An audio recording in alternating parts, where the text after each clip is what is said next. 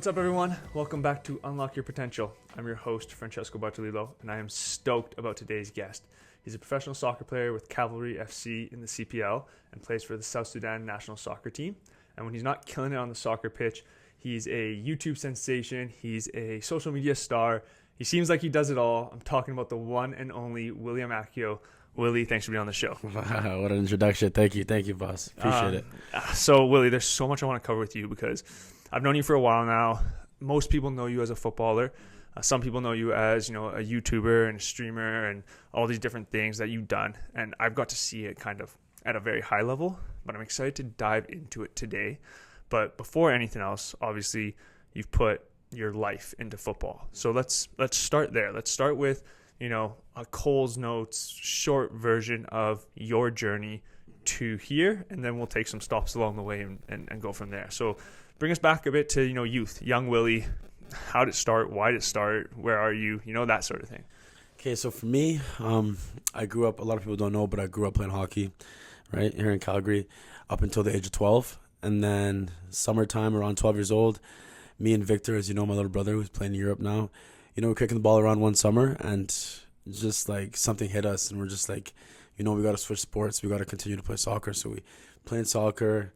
We dragged our dad straight to Calgary Northside, the registration. We're like, just, sign us up for competitive soccer. And honestly, ever since then, it was like almost like a blackout, We had so much fun. Ended up playing competitive soccer around 12 years old.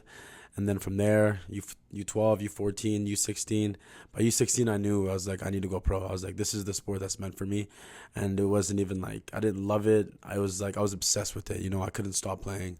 Parents had to come outside and drag us in at midnight, and take us inside and tell us to stop.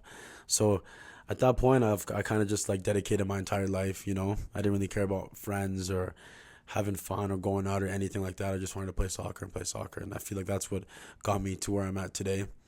And one thing I tell a lot of kids is it's tough because if you want to get to the highest level, you have to be able to sacrifice your whole life, and it's not nice. It's not the nicest thing, but that's exactly kind of what I did. And once I got up to the college level here at SAIT, after playing youth soccer, I didn't have anywhere to go.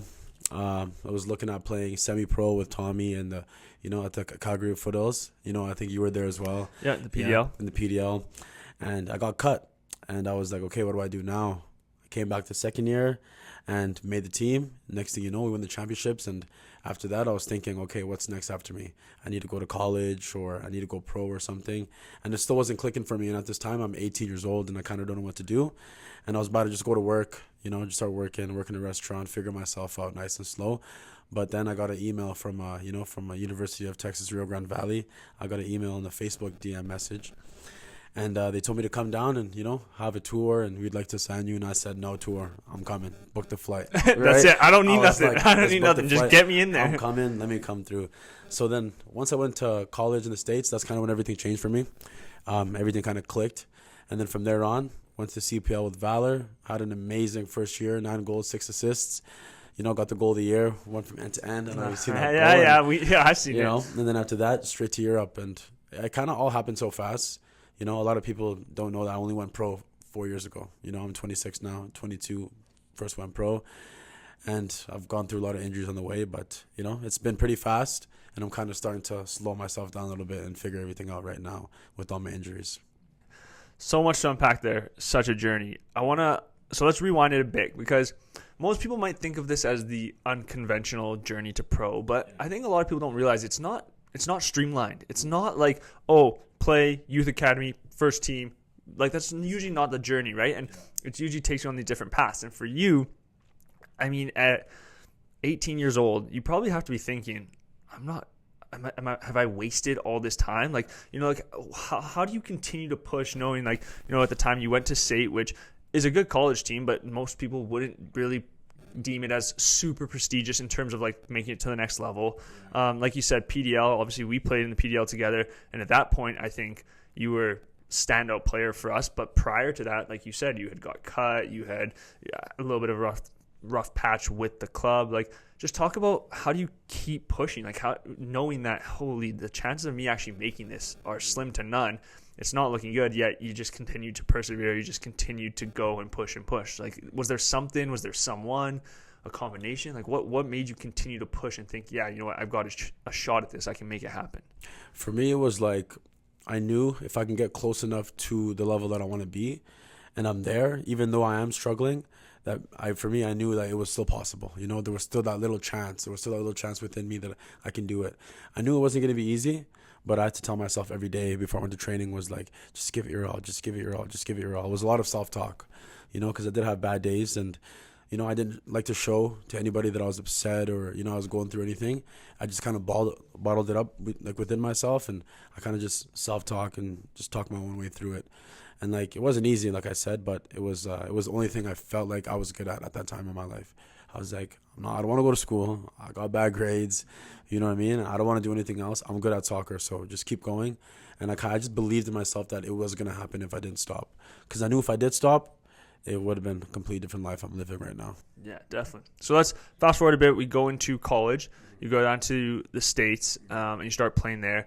Talk about, you know, that experience. You know, a lot of athletes, maybe they'll play college in Canada or youth sports level, but they won't get a chance to play NCAA. What was that experience like for you, and how did that help you in this journey? For me, it was like before I went to college, I didn't have any teams or any coaches that wanted me at the time. So the fact that they wanted me, that meant like so much to me. It was almost like just like broke through, you know what I mean? So the second I stepped foot at University of Texas Rio Grande Valley, it was like just happiness. I was just so happy. So I was playing with freedom. You know, I didn't have my mom and my dad yelling at me to come home for curfew. You know, I was in the dorms. I was with my friends. You see what I'm saying? So I was traveling all over the place, flying all over the country. So for me, it was like, that was the best part for me. That's probably the best part of my journey, because I was so free and I didn't have to worry about anything. I just had to worry about getting good grades and playing soccer and scoring goals. So it was pretty surreal. I still think about it sometimes, and you know, it still makes me choke up sometimes. It's like, wow, I can't believe I got to do that. And that has to fill you with some type of confidence, right? Especially when you're, you know, at a point where, let's call it a low, where you feel like nobody wants you, no teams want you, you feel like your journey's coming to an end, and all of a sudden this spark, right, of like, oh, somebody wants me, that has to fill you with a sense of confidence, that sort of thing. So when you think about that, do you think that's a part of you that said, oh, because when I was down and I got this spark, that can happen at any point in my life? Was like there any part of that where you're like, oh, this is proof that, you know, good things come when you least expected, that sort of thing? Or did you just think that this was a natural part of the process? 100%. For me, it was like, I believe that through your worst times and through your darkest times, when people don't want you, when things aren't going your way, that's when you have to continue to persevere. So at that point of me continuing to persevere, it happened. So that's what I try to tell a lot of young athletes. It's like, when things are going bad, don't think of it as a bad thing. Just keep working, because something on the other side is gonna go your way. So that's the way I was just thinking and believing the whole time. I was like, something's gonna happen. So when it finally happened, I got grasp of it, and I knew I'm not gonna waste this opportunity.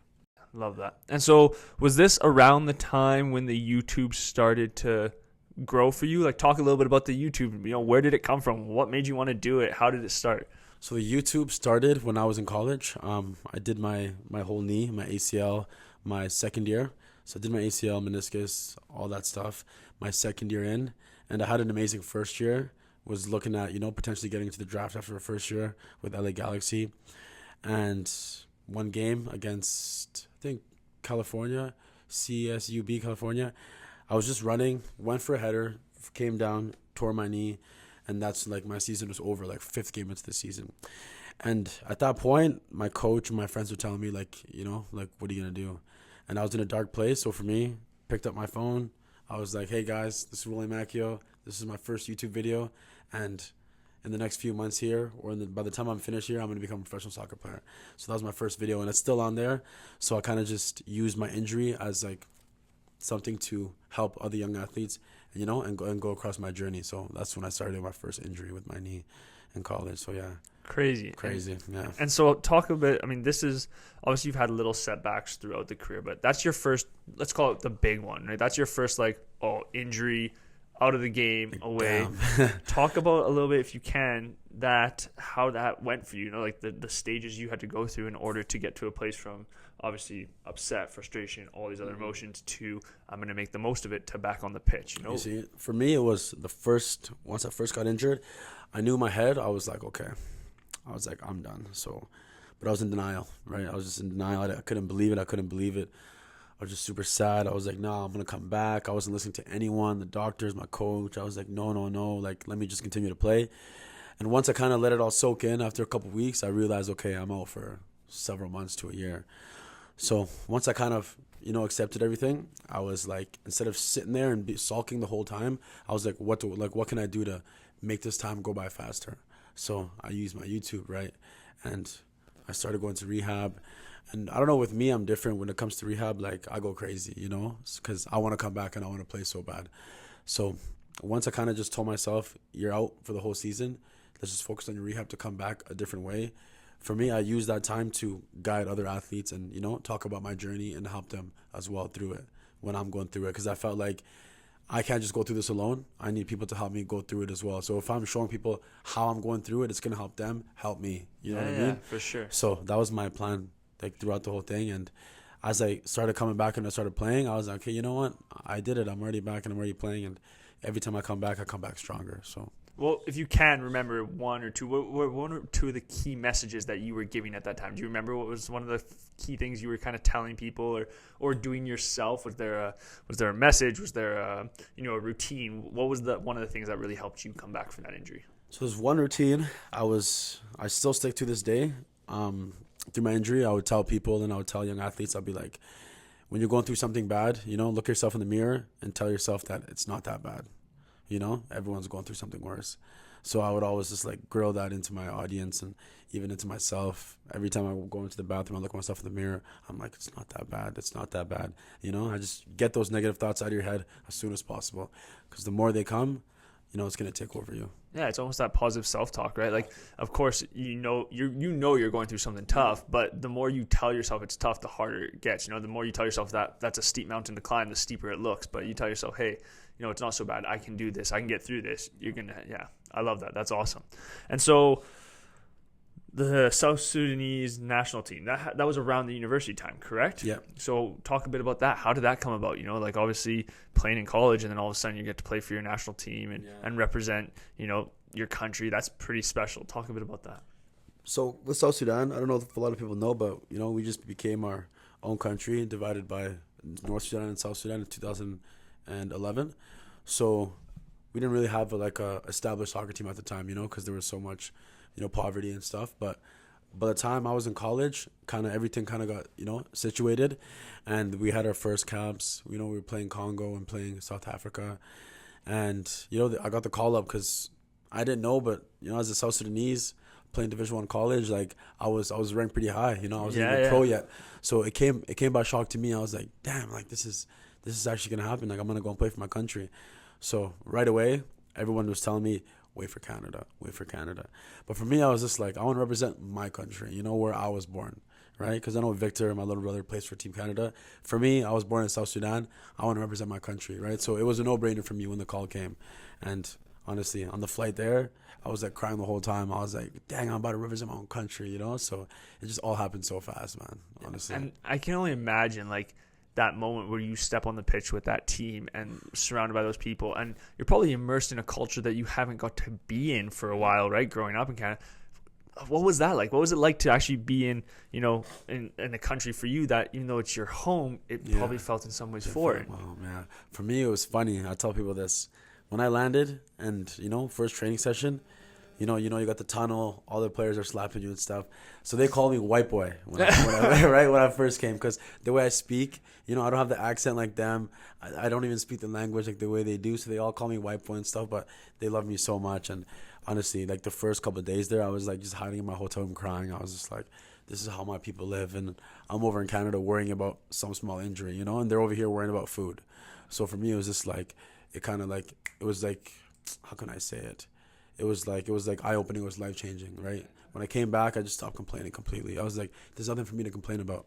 Your perspective just changes Completely, instantly when instantly. they're literally worried about food, clean water, and you're just like, yeah, I got to get through this couple months rehab in my nice, like obviously it doesn't take away from your injury, but that probably has to be something, like you said, that just is like, oh, you know what? Like everything I've been telling myself in the mirror, it's true. It's true. Yeah, it's true. Yeah. So that's crazy. That's crazy. Okay, so let's jump forward to now pro. Again, pro. First club is Valor. Yeah.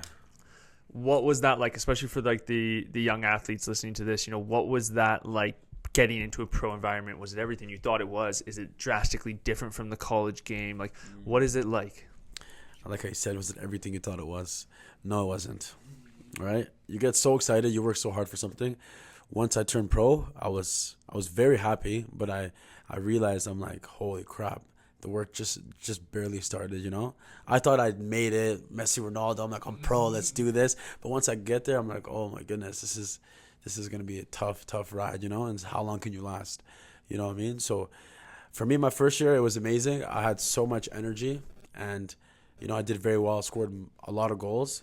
But once the injuries happen, you get tired some days. You wake up and you don't want to go train. All your friends are hanging out and going on vacation. You got to wake up and you got to go do fitness. You know what I mean? You've been there as well. So it was an amazing roller coaster of ups and downs. But for my first year, it was really, really good for me. I felt like I gave it all my all. And again, by the end of the year, I had another knee surgery. So it was tough. Yeah, so setback again. Another setback. And they just keep coming. They come when you least expect it, when you're doing your best. For sure. And like you said, you had an incredible season. You scored the goal of the year. You've done all these great things. And then not long after, I'm hoping you've come to peace with this, so you're not going to hate me for bringing it up. But the missed opportunity, I know there was grief. I know there's things like that. Miss of the year, that's me. And goal of the year, though. Miss of the decade. And goal of the year. And goal of the year, yeah. How do you bounce back from that? Because I can only imagine the amount of, especially at that point, although you're a new professional, you were very popular. Like throughout your career, you're obviously a very charismatic guy, super likable. You're a big personality. You're on the social medias. There has to be a part of that makes it tough when things go bad like that. First of all, what was that like going through it, and how do you get through something like that, especially as a young pro? Oh, honestly, I look back at that miss, and it's like, I don't even know what I was doing in that exact moment. I just wanted to kick the ball in the net. It doesn't go in. It looks like I'm kicking the ball out, and it's like right away, it's like 100,000 people blowing on my phone. I'm like, oh my goodness. All right, so first thing I did, my coach told me, he's like, take your phone. He's like, don't look at your phone for a week. I'm like, why?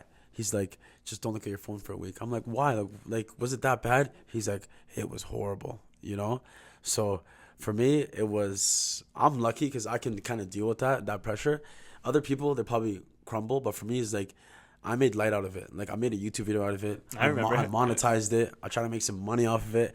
You know what I mean? I was just like, you know what? Hands up. I screwed up. I should let the ball roll in. I try to steal the goal, plain and simple. And even my family, my friends, they didn't believe me. They thought I was match fixing.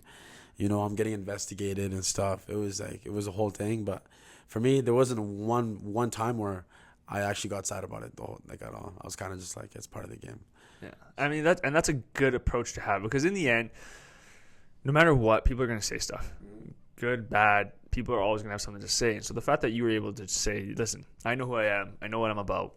I can put my hand up and say, hey, I was just trying to, add a stat and it went wrong, right? Yeah, it is wrong. Like, that's part of the game. Yeah. But the fact that you're able to, take that for what it was and take it on the chin and just say, I'm not going to let this bring me down. Yeah. And then on top of that, turn it into something good. Like, you created something on YouTube, like you said, you monetized it, you made a video out of it, but you also probably inspired other people to be like, oh shit, like when something goes that wrong, in the moment it feels awful, but afterwards you can laugh about it, you can have some fun about it. It's not life or death. Like, in the end, it is a game, it is a sport, stuff happens. I think that's like, in my eyes, really inspirational in many ways. So I think you've done incredible to just take that and run with it. And, it's something that one day, you'll probably look back and be like, banter about, laugh about, hang out with friends, that sort of thing. But there's so many other things that, because you didn't let it bring you down, you were able to achieve more things beyond that. So it's not the defining moment. It's not the end of the journey. So we fast forward past that. We go overseas for a bit. Talk about that, because now you're Scotland, right? Yeah, Scotland. And that experience, obviously, it's a total change, right? You're going out of your comfort zone. You're going to a different league, a different team, a different coach. What was that like? That experience, sorry.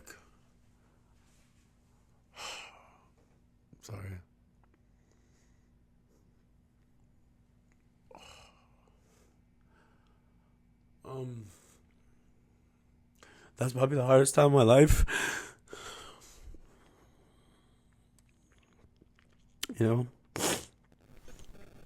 always wanted to go to Europe, so finally get there, and it's just like the hardest time of my life. First game there, blew on my knee. My very first game with the club, so that was tough to deal with. Come back, get sent on loan, score a few goals, have a good time, and just sent straight back to Calgary. So it was like in and out, So that's where I'm at now. But like I say, it's just part of the game at the end of the day, Like, it might look so beautiful when you're in it, and then everything can just change with the snap of a finger. So that's kind of what I'm dealing with right now to fix. And yeah, so that was. Well, first off, thanks for sharing, because I know that's tough. But I mean, again, it's a testament, I think, to who you are, right? Like, you go there, you have this experience that you've trained your life for, and it doesn't go your way. But again, it doesn't bring you down, right? You haven't let it define you. You haven't let it set you back to a point where you're like, because at that moment, I imagine there has to be thoughts where you're like, I'm done with the game, right? Yeah. I thought I could get here. I got there and it didn't work out for me. Yeah. There had to be moments where you're like, you know what, that's not for me. What, again, made you continue to go and say, no, you know what, I'm not done. This isn't the end of William Akio's journey. I can't even lie, for me, was probably against Celtic. Played against Celtic right before I went on loan.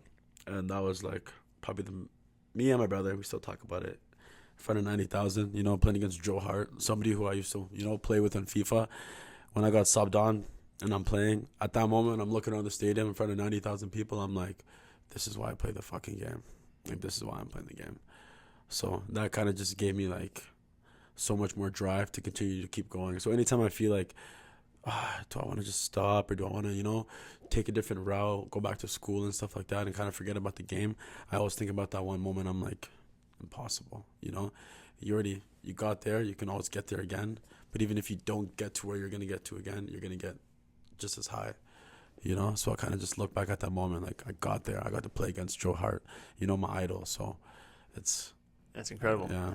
So you go to Cavs, and it almost seemed like rejuvenation. You were electric last season. You kind of, it seems like you got your stride back. You're back in a system that you enjoy, a coach you like playing for. Just talk about, for the athletes out there, especially how much it means to play in a system you like, with a coach you like, in a program you like, because obviously you've experienced all these different ones, and it impacts the way you play. It impacts the way you perform. What made Cavalry the right fit for you, especially in a time where in many ways you might have been a bit fragile from the experience you just had? For me, it was nice because Tommy, he called me in as soon as I came home from Europe, and he was the first person to kind of just tell me, like, hey, listen, I know what's going on. I know you're going through a rough time. He just welcomed me with open arms, and I tell a lot of kids this: when you have a coach, when you have like a team that actually wants you and that shows you love, you can't let that slide. So for me, it was a no-brainer to come back home, especially with my family, with my friends, and just gave me full freedom, just go out, play, score as many goals as you can, try to help us win a championship, and that's, for me, that's all I needed. And sometimes that's all players need, is just that love and that support from a coach, from staff, from players. So once I had that, everything was just smooth sailing.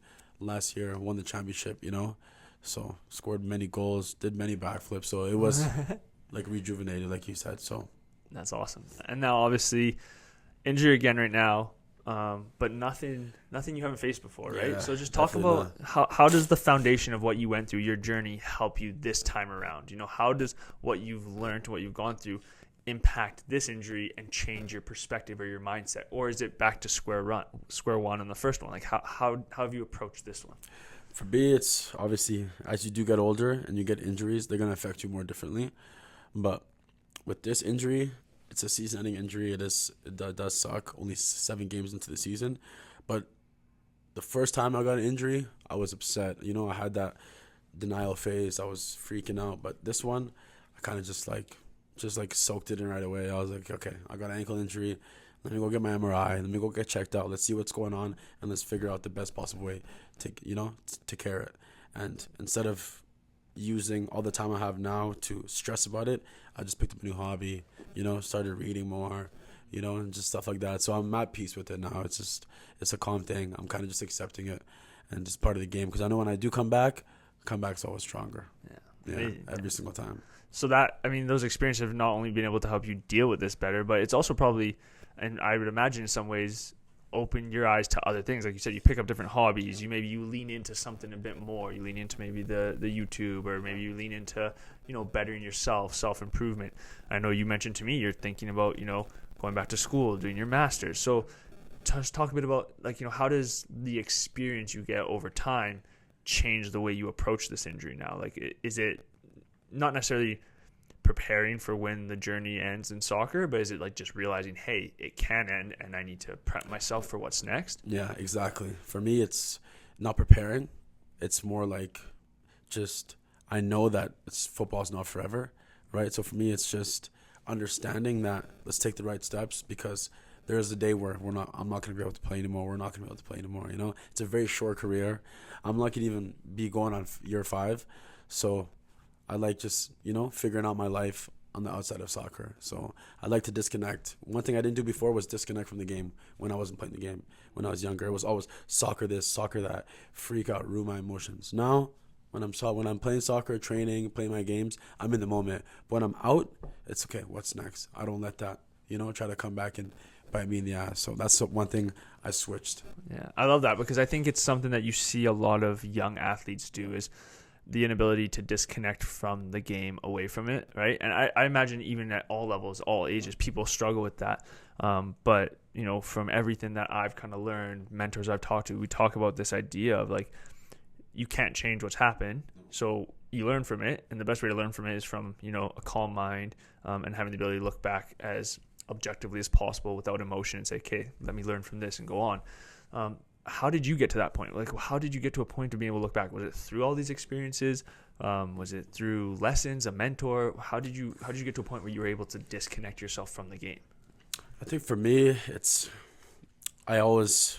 anytime I was dealing with something or anytime I had a problem, instead of finding ways to go around it or go over it, I always just straight through, right? So just deal with all the problems, just straight, don't lie to yourself.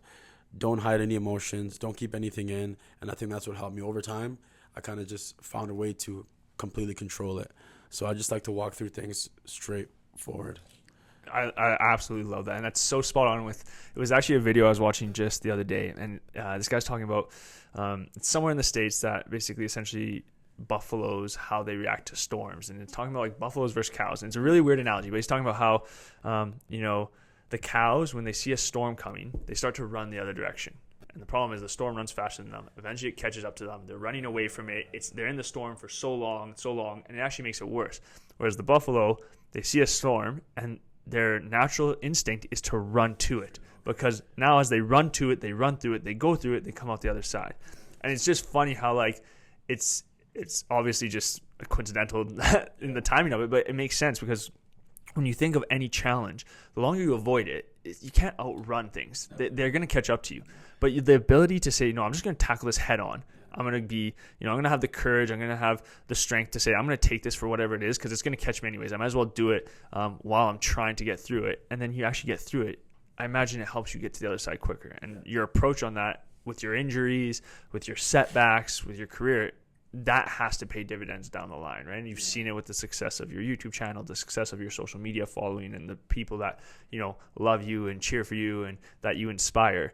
That comes from your ability to overcome adversity, right? And had you crumbled at the first one, we wouldn't be sitting here talking today. You'd be, maybe you'd be doing something different. Maybe you never would have gone to college, or maybe you never would have got to the pro game, or maybe you would have stopped playing after the first setback, right? Yeah. And for me, it's like, I try to tell a lot of people, it's like, try not to ever lie to yourself or, hold things in. It's like, when I'm upset, when I'm having bad days, I'll sit down and be like, you know what, today Willie's having a bad day. It is what it is, instead of being like, nah, let me just shy away from this and shy away from that. It's like, if I'm ugly today, I'm ugly today. If I'm nice today, I'm nice today. And I don't let my emotions control who I am. I want to control my emotions.